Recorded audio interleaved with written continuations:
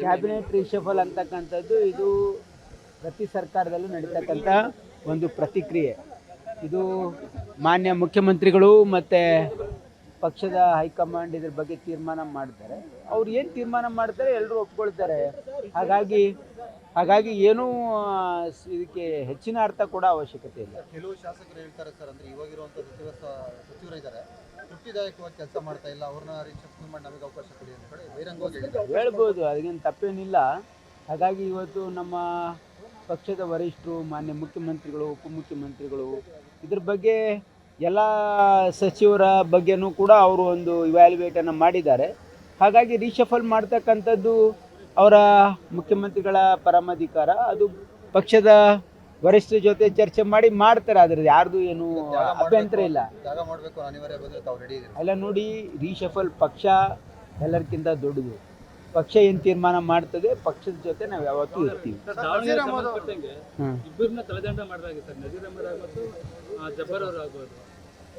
ಈಗ ಪಕ್ಷದಲ್ಲಿ ಅವೆಲ್ಲ ಈಗ ಅದೇನು ಕದ್ದು ಮುಚ್ಚಿ ಮಾಡಿಲ್ಲ. ಏನು ಅಲ್ಲಿ ಏನೋ ಕೆಲವೊಂದು ರಿಪೋರ್ಟ್ ಮೇಲೆ ಪಕ್ಷ ಕೆಲವೊಂದು ತೀರ್ಮಾನಗಳನ್ನು ತೆಗೆದುಕೊಂಡಿದೆ. ಹಾಗಾಗಿ ಅದೇನು ಇನ್ನೂ ಕುಲಂಕುಷವಾಗಿ ಇನ್ನೂ ರಿಪೋರ್ಟ್ ಬಂದಿಲ್ಲ. ಅದ್ರ ಬಗ್ಗೆ ಡೀಟೇಲ್ ರಿಪೋರ್ಟ್ ಬಂದ ಮೇಲೆ ಪಕ್ಷ ಏನು ತೀರ್ಮಾನ ತಗೊಳ್ತದೆ ಅದು ಅವ್ರ ಅದ್ರ ಬಗ್ಗೆ ಮಾಹಿತಿ ಇಲ್ಲದೆ ಇರೋದ್ರ ಬಗ್ಗೆ ನನಗೆ ಗೊತ್ತಿಲ್ಲಪ್ಪ. ಯಾಕಂದರೆ ನೋಡಿ, ಇಲ್ಲಿ ಯಾರೂ ಪಕ್ಷ ಯಾರನ್ನ ಟಾರ್ಗೆಟ್ ಮಾಡೋ ಅವಶ್ಯಕತೆ ಇಲ್ಲ ಅಂತ ನನ್ನ ಭಾವನೆ. ಹಾಗಾಗಿ ಇಲ್ಲಿ ಅದೇನು ನಡೆದಿದೆ ಅನ್ನೋದ್ರ ಬಗ್ಗೆ ಒಂದು ಪ್ರಿಲಿಮಿನರಿ ರಿಪೋರ್ಟ್ ಮೇಲೆ ಒಂದು ಕೆಲವೊಂದು ನಿರ್ಣಯಗಳನ್ನು ಪಕ್ಷದ ವರಿಷ್ಠರು ತೆಗೆದುಕೊಂಡಿದ್ದಾರೆ.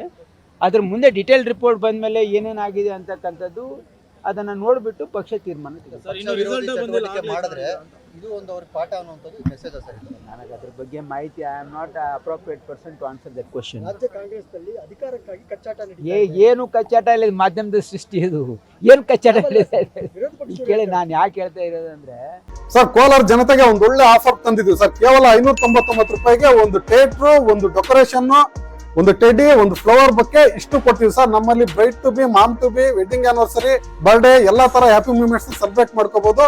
ನಮ್ಮ ಅಡ್ರೆಸ್ ಬಂದು Kolar MG road near Axis bank opposite building.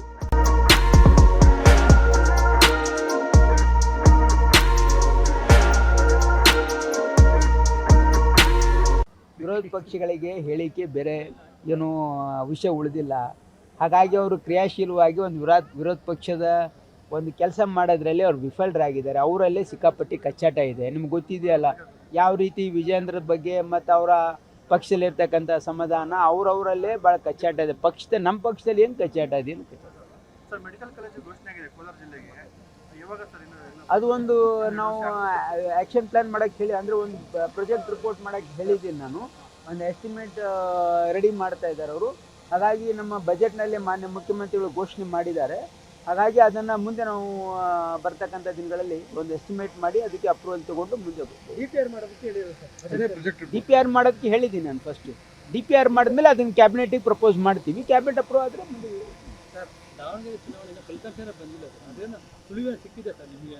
ನಾವು 100% ಗೆಲ್ತಾ ಇದ್ದೀವಿ. ನಾನು ದಾವಣಗೆರೆಯಲ್ಲೇ ಒಂದು ವಾರ ಇದ್ದೆ. 100% ದಾವಣಗೆರೆ ನಾವು ಗೆಲ್ತಾ ಇದ್ದೀವಿ. ತಲೆದಂಡ ಏನು ಇಲ್ಲ, ಯಾವ ತಲೆದಂಡನೂ ಮಾಡಿಲ್ಲ.